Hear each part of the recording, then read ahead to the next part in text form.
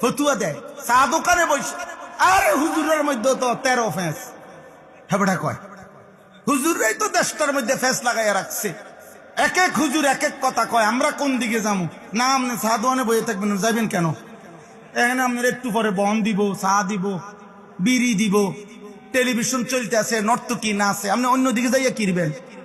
আপনি এনে বসার থাকেন, লড়েন না, আপনি জাগাতে লড়েন না, আপনি বিড়ি খান বসে, ফালতু কথা কারবে না।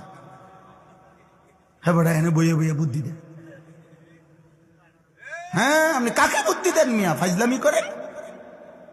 কাকে বুদ্ধি দেন? কোন হুজুরে কি ফেস লাগাইছে? হুজুরদের ফেসে বইরা বিড়ি খান।